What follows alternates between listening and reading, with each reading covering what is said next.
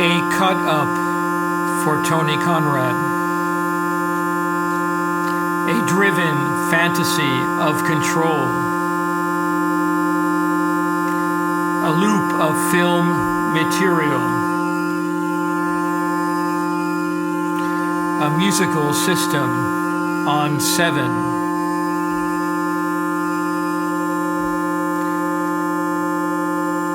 Activity that neglects the audience.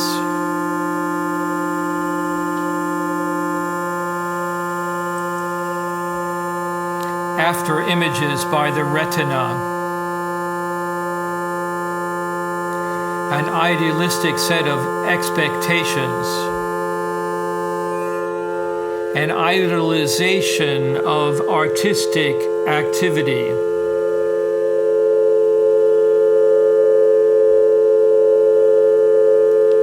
Analogues in the visual realm.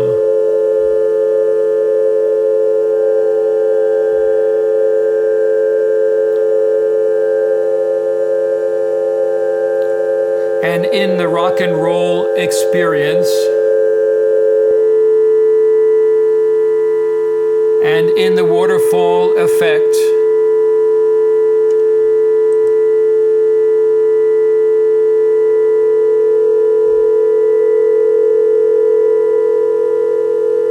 any contact with Monte Young at the thresholds of discrimination,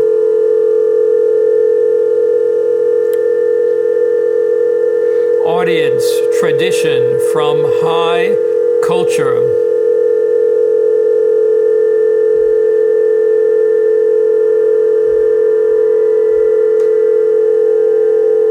between performance and body art.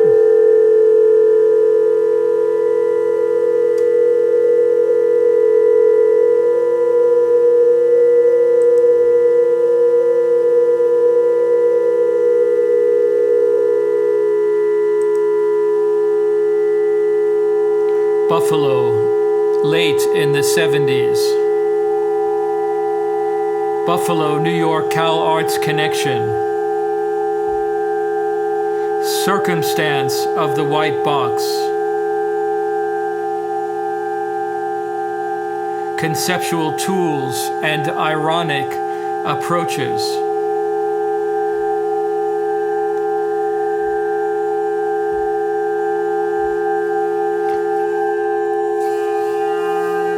Control over the waveform.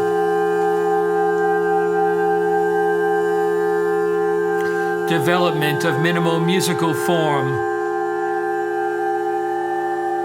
different from gallery performance.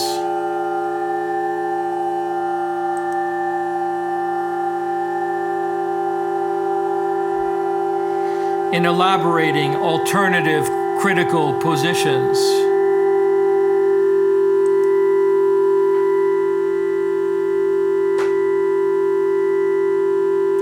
Erotically driven fantasy of control, especially that of Christian Wolff, the expanding and contracting rings,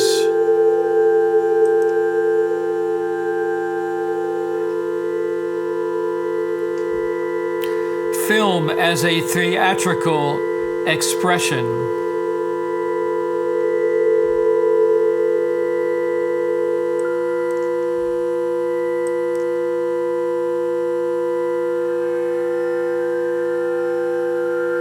Film looped around my ears. Film space and film time. Focused attention to the social.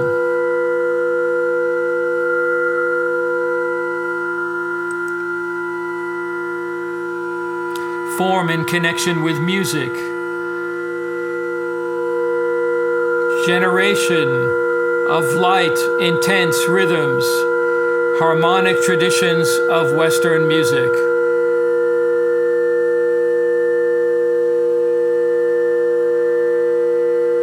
idiomatic repetitions of small units.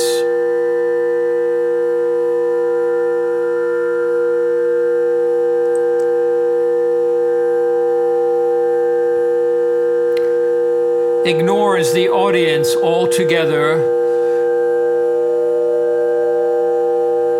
Imposition of the white cube.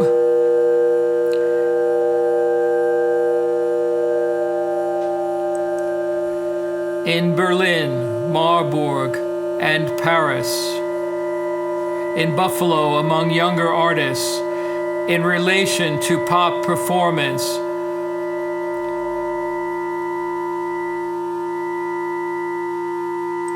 Its relationship to eye movements. Manipulating the perception of tone.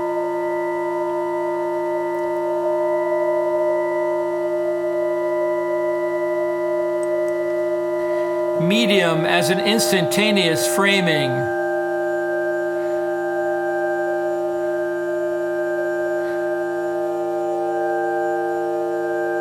My father is a painter. My mother also painted. My position was quite particular.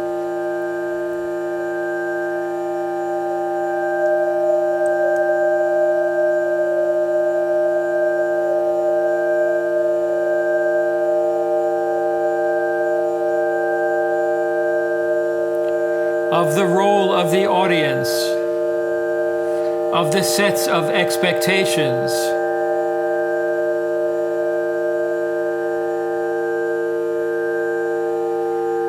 perception of visual, harmonic relations, performance rather than the results,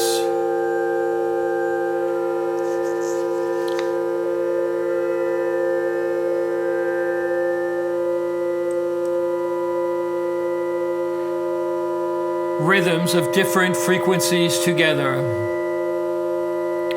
role for the artwork, 60s playing with electronic devices, some awareness of the sensational,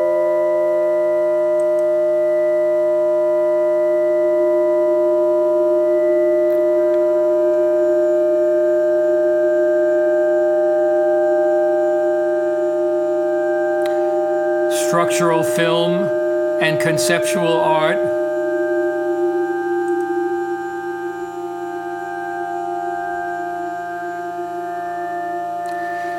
such as a photoelectric synthesizer. That situation just invites trouble.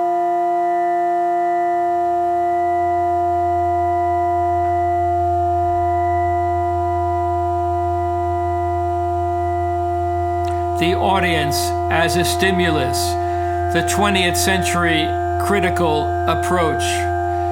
The audience as an institution. The band played pop music.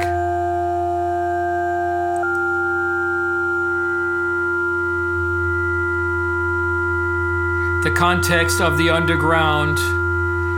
The elements of social disruption.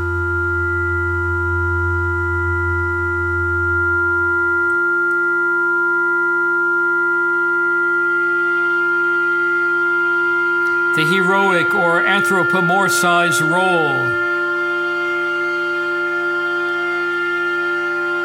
The model of authoritarian structure.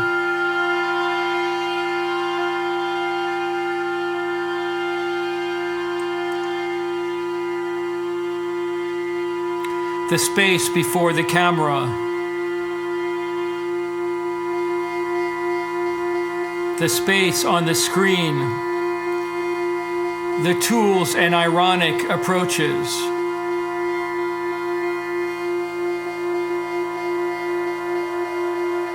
The waveform since electronics. To deal with fractured expectations.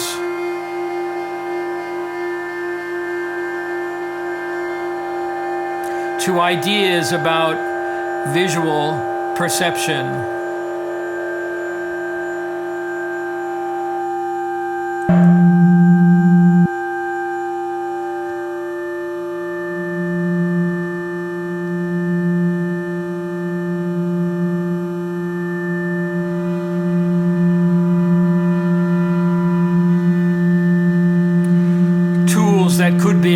exploited.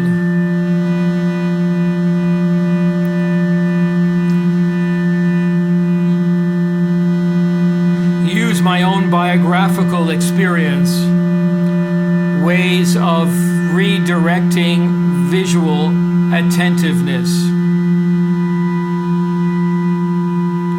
White area in the image.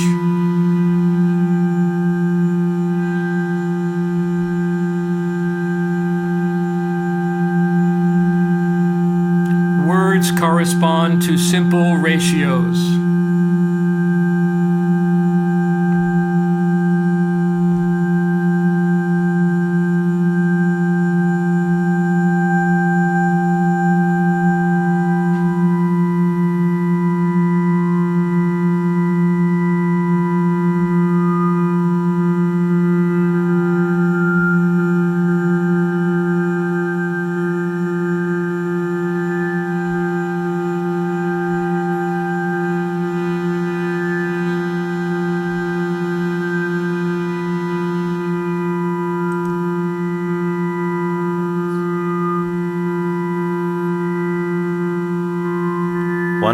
Words.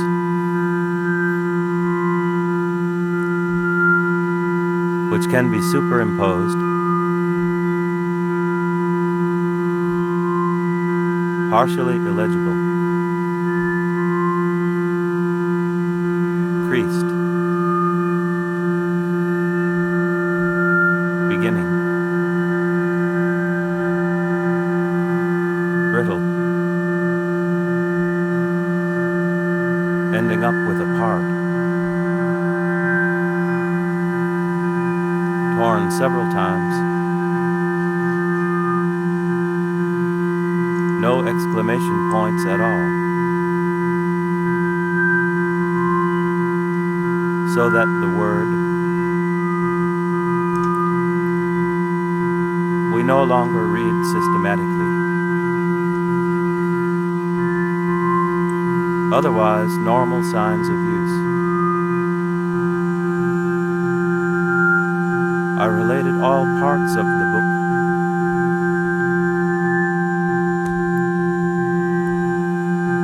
Normal signs of use. Leaving articles unread. Cut out name unknown. Signs of age.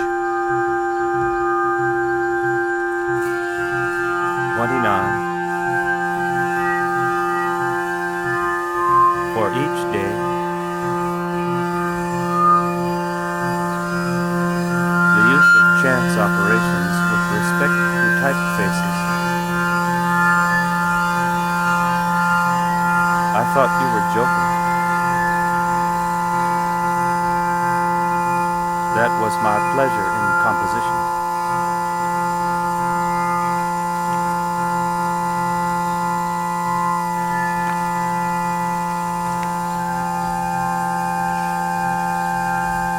Which would relate somehow. Letter is written with pencil.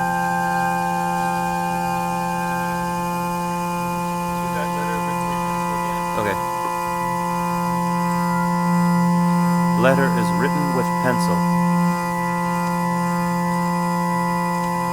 To chance operations. Still detectable. Torn in two parts. Table with microphone. Folded several times in the center. Impregnated cloth. Each word polymorphic.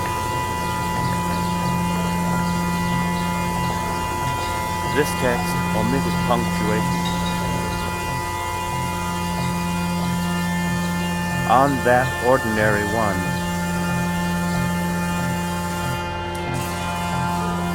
On that ordinary one.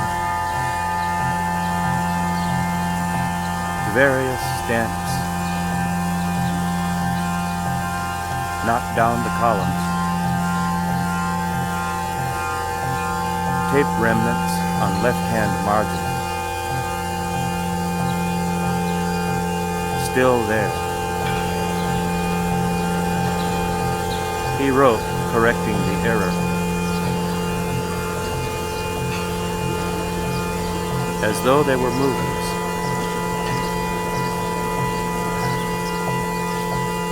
Has just about gone out of it.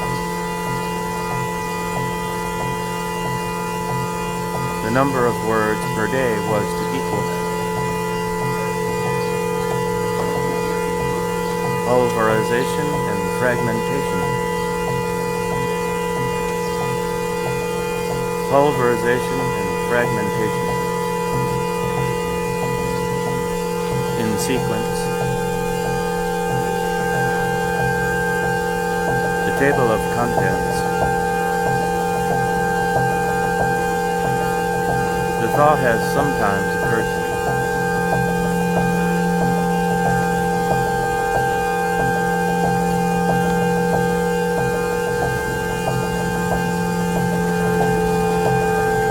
Right-hand edge of sheet. This text is copyright. And then he drove on. Oh, sorry. This text is copyright.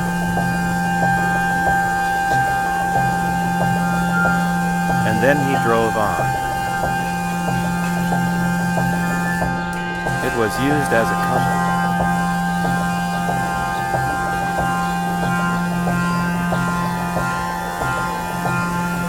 I formulated in my mind, page, page,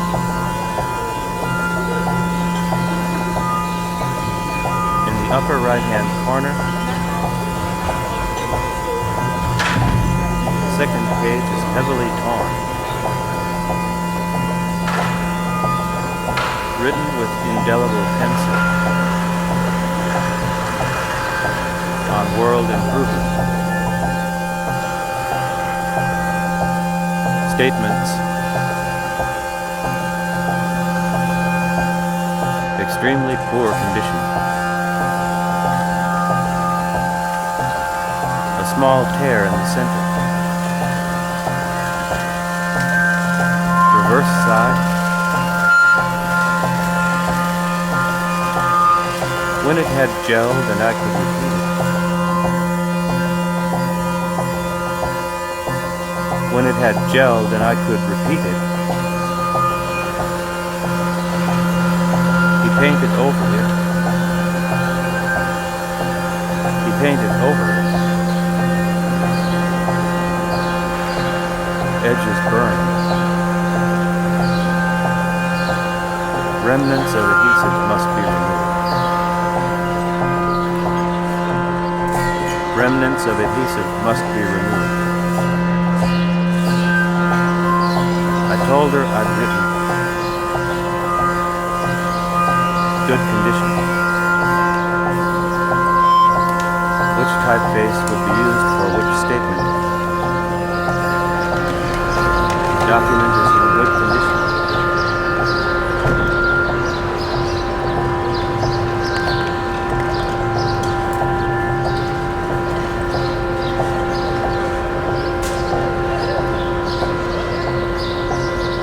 I searched for a way of writing his works on music paper. Shuffle the cards with texts. Okay. His works on music paper. Shuffle the cards with texts. With red grease pencil. Different names and dates. At the lower edge, Writing slightly smeared. This text is not for him, but is an homage to him.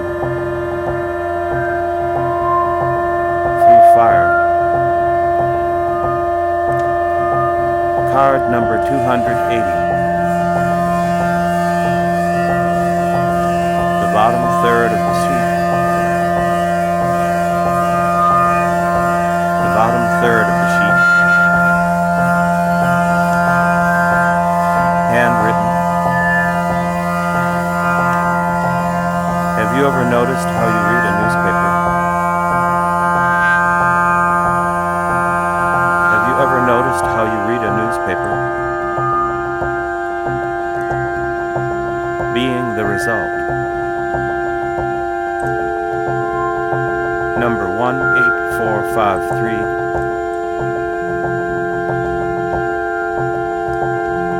Remnants of cardboard from cover.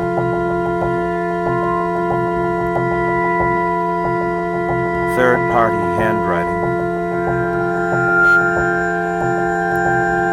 Underlined.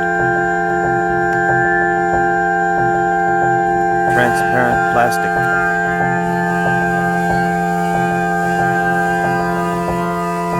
A length relative in my mind to summer. Back of book. Ashtray. Yep.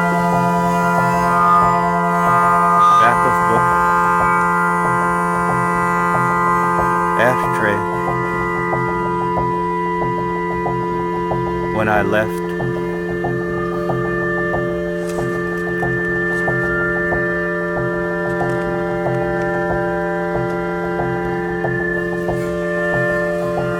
On the front, duplicate, writing texts on miscellaneous papers, right in the middle, read the texts,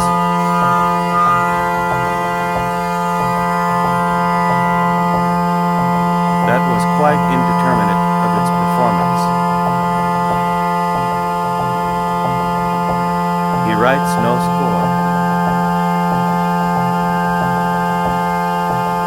By adjusting the meandering line. Hectograph. Tape remnants. Falling apart at the edges. Reading. The wood is extremely dry. Parchment. He never read prepared texts. The upper margin. Traces of burns.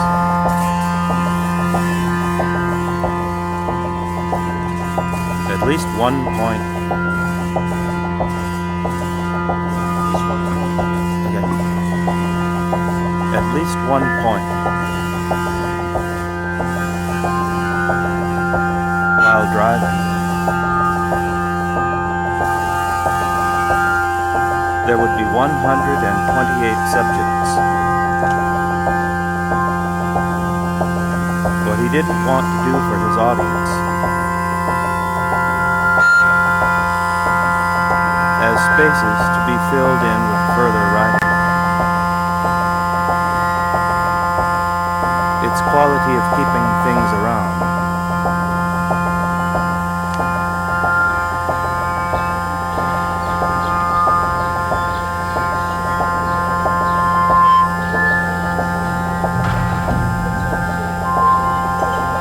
With respect to a chronometer. With respect to a chronometer. With respect to a chronometer. A small part missing.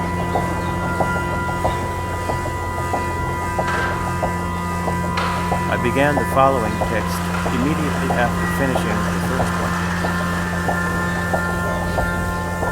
The several indexes I had intended only partially read, cut irregularly, notebook in order, well preserved, size by type, which we need for living, typing, mildew,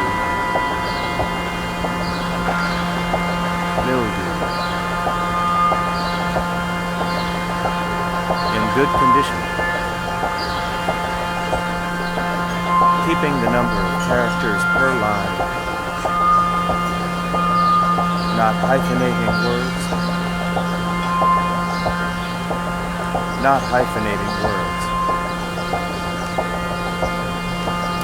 the right marginizations.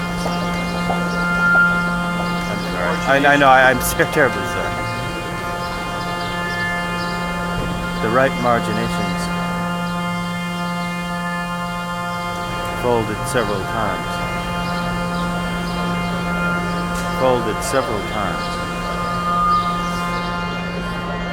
The jacket. 5 entered with a red ballpoint pen. Words. 47.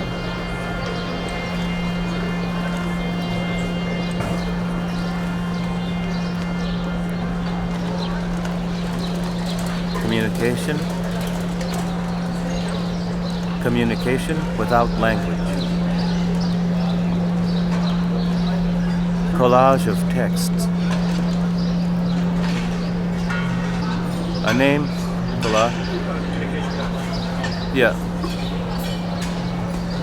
Communication without language. Collage of texts. A name written in ink. Many scratches. Traces of fat and rust. Heavily battered. Floral motif. Is cut up in the way which the words need to stick to. Document is glued. On the right corner, I applied processes and fragmentation in German.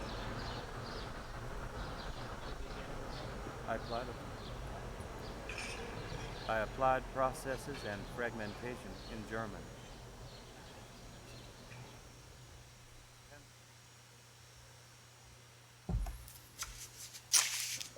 Thank you.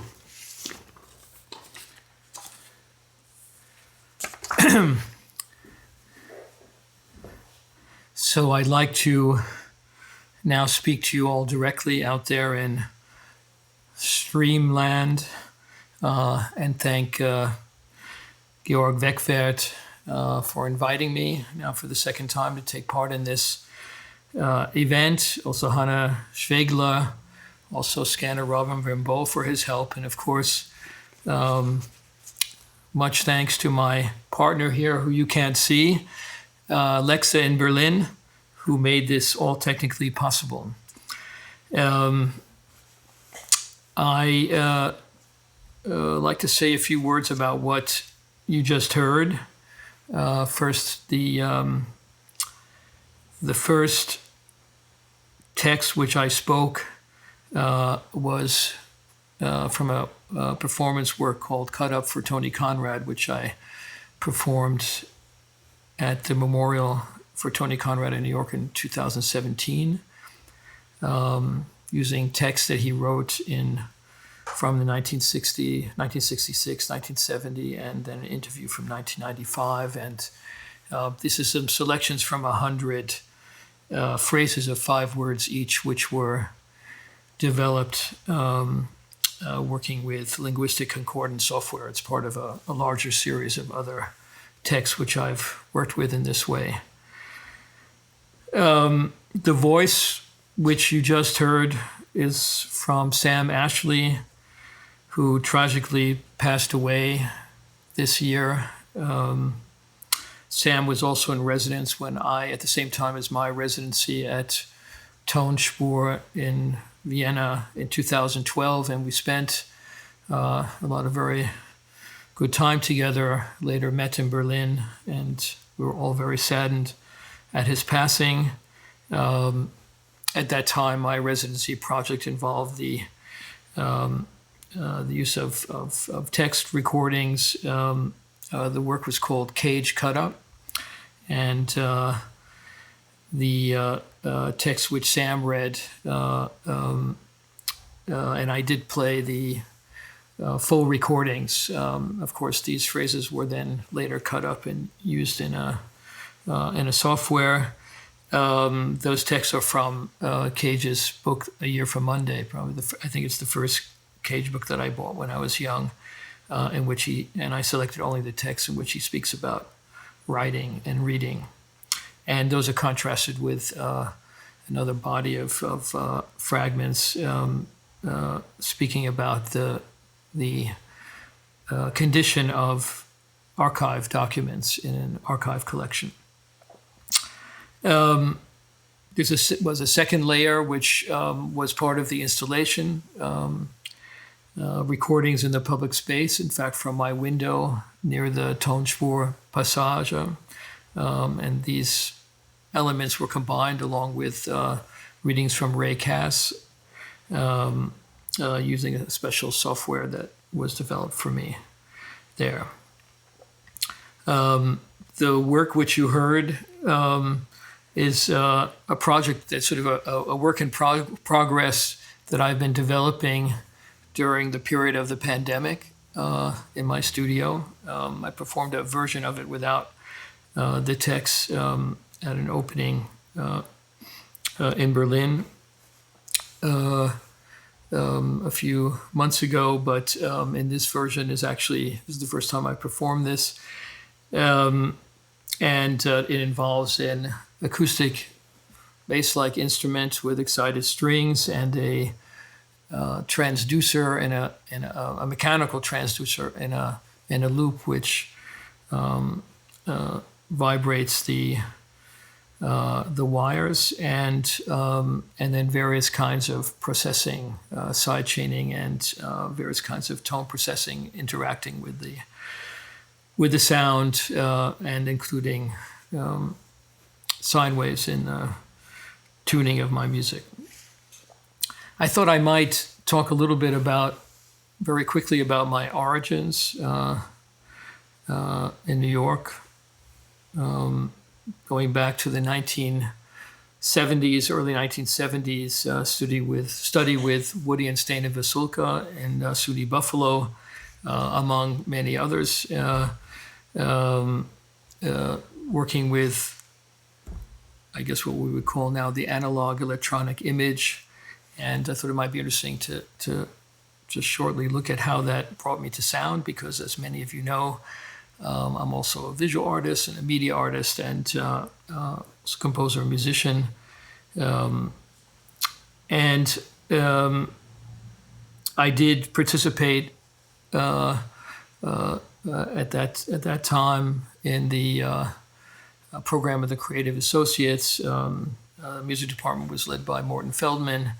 I had some family connections to him, and Pauline Oliveros I would call her my first music teacher. Actually, it's an interesting story that she spent, I was in a workshop with some other graduate students and also Julius Eastman, and she spent a full day with each student. I've always thought that was a very special educational experience. And what I remember is that I there were no prerequisites, so we didn't have to talk about music. In fact, I drove Pauline out to the countryside somewhere, and my ruin of a car broke down, and until she died, she always said, "I'll never forget that day with you." I was beginning to understand the language of electronics, first in terms of a cathode ray tube, and also the signals which of the electronic guns, which light up the phosphors inside the glass of the tube, being controlled by electronic signals that could be, or actually are, in the audio range, and working with those processes, sound and image back and forth, which is very much a principle of the Vasulkas,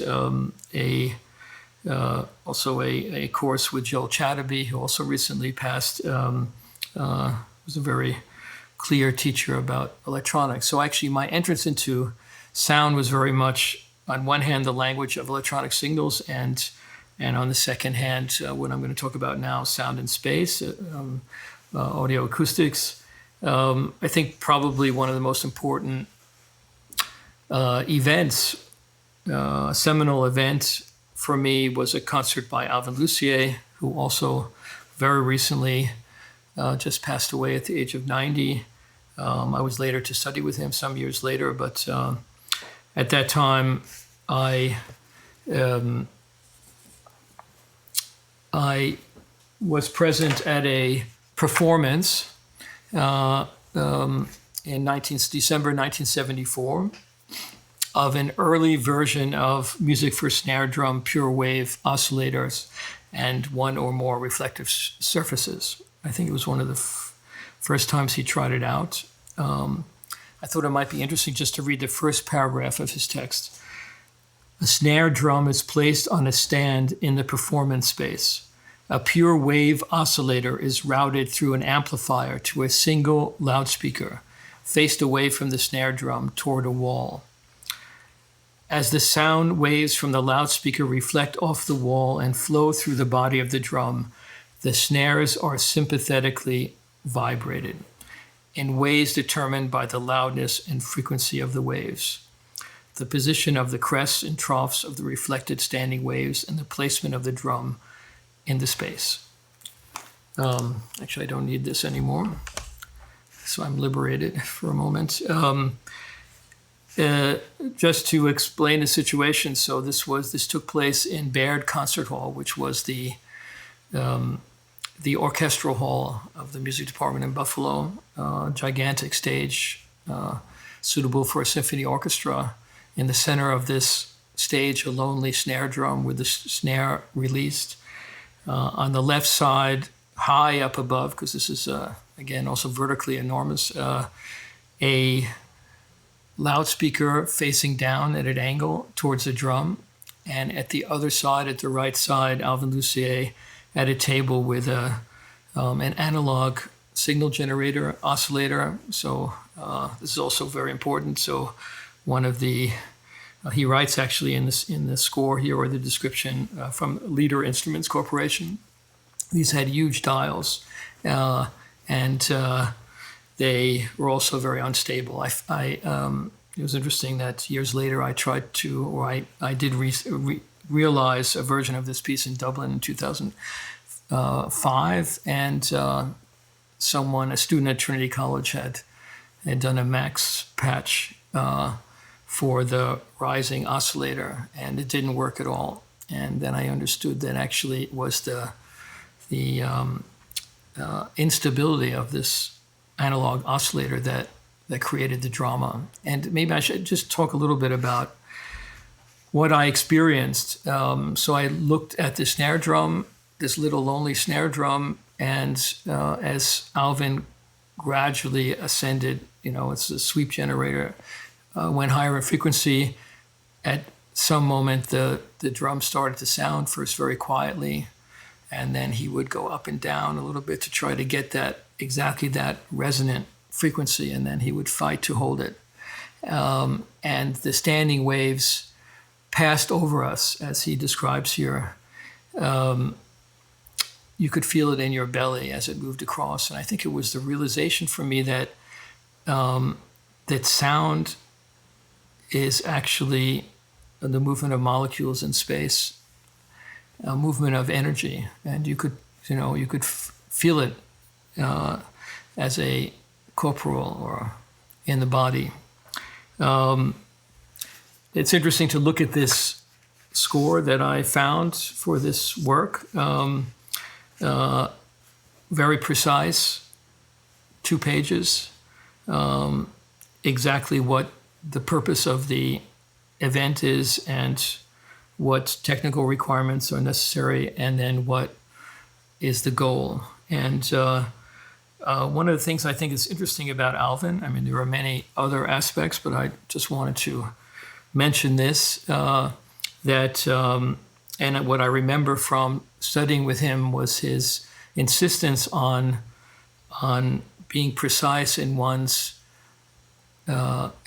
text and telling what you're going to do. So he had just started to compose for single instruments and oscillators and things at that time, but I understood that these texts took very much from the tradition of conceptual art, in which you would expand on a plan for a possible realization of an idea, of a concept. And in fact, Alvin was friends with Saul LeWitt, and he was interested in those texts. I think it was a model for him, from a background of being a choir director and classically trained, to how do you notate this, and this situation that he had set up. And I remember one day in class he was reading a book of essays by Nabokov, and he especially an essay which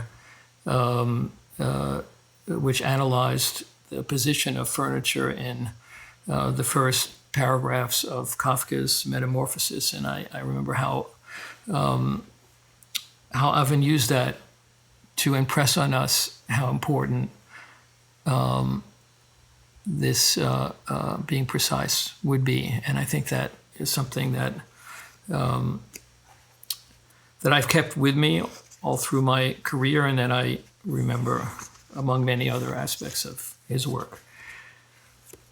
I thought it might be interesting now to show a short video of actually work which the work that I was doing at this time. These are some of my earliest, these are my earliest, or some examples of some of my earliest perceptual experiments in analog video, also with electronic sound, from 1974 to 75. It's about 6 minutes long, and I took 3 2-minute examples. And so I'm going to play this now.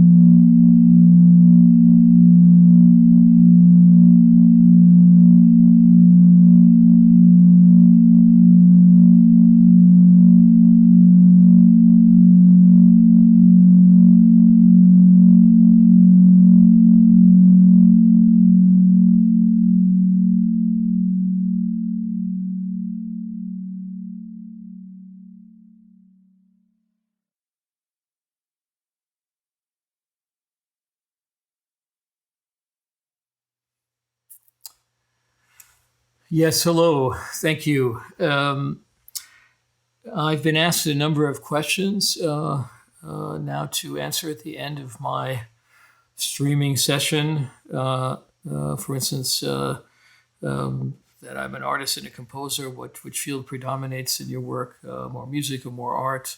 Or do these fields overlap? Of course, it's not the first time I've been asked this question. I've worked in many different media and also formats of presentation. And of course, there have been periods, for instance, I could say that when I first began in music, that working with sound, I concentrated on that for a longer period. And also I find that, whereas with various kinds of art projects, performance, installation projects, I can balance a number of them at the same time. I can't do that when I'm working with sound or composing, so I need to really be in it for a longer period, and so that's challenging. There have been periods where I've very much separated my work as a composer and my work as an artist, and there have been, but there are also works in which these different interests have been integrated. In fact, I do teach. I've been teaching for 13 years now as a professor for media arts in a art academy in Kiel, Muthesius Kunsthochschule. This is my last semester. And I've tried to develop a class or because it's a different system here than in the States. So I have the same students for many years. I've been trying to create an atmosphere, sort of a supportive atmosphere, but where one chooses the medium or the materials, or the combination of medias and materials in order to realize a particular concept. And I've propagated kind of openness about that and interdisciplinarity, as it's now typically called. And I, except for painting, because the students complain that it smells a little bit too much in the classroom, but otherwise they can do anything, and they can also paint if they do it at home. It hasn't been an easy 2 years, of course, for students and for younger people in general, especially for some of the younger students who were never able to be socially integrated into the class because of being on Zoom or online teaching for such a long period. On the other hand, we've tried to thematicize this situation and look at what kinds of projects we can do in this situation. So it hasn't been all negative, and it's been difficult, but not all negative. I think, challenges are what helps artists to grow and develop. And we've, I don't want to go into too much detail, but we have found some interesting projects that we would never have done otherwise. And we've also, I've been happy to be able to invite, artists, composers, historians, theoretical positions from all over, and without, which would not have been as easy with, or actually in many cases, not possible at all under the situation of having to bring someone from internationally just to give a lecture for a few hours. So that actually was, I think, an interesting experience to see how this technology, whereas it has some negative aspects, it can also be positive. And the fact that I'm now ending my period as a professor, I do feel it's the end of a period of my life. On the other hand, I like very much working with students and young people, and I hope that will continue in other ways, maybe not as a constant form of activity, but I certainly would be interested in not losing that. And but I'm also excited about going back to the life that I had before this period. Earlier I started teaching, or I started this position quite late in my life, and so I had a long history of, teaching occasional workshops and being an independent artist and composer, and I think it just goes back to that. So I have a lot of projects lined up, and if the world situation changes, maybe I'll be able to travel again a little bit more than I've been able to. So it's been all positive. To wrap things up, I'd like to thank again the Hannah and also Georg for making this possible, especially Georg for inviting me again. I hope to see you soon in Vienna when that will be possible in the coming year. And it was an interesting exercise for me in thinking back to my time in Vienna in 2012. I'm a great supporter of the work of Tonspur, and I hope it continues. And again, thanks to Lexa, who's been here watching me on the technical things. You can't see him, but he's here. Okay, thank you. Signing out. Thank you.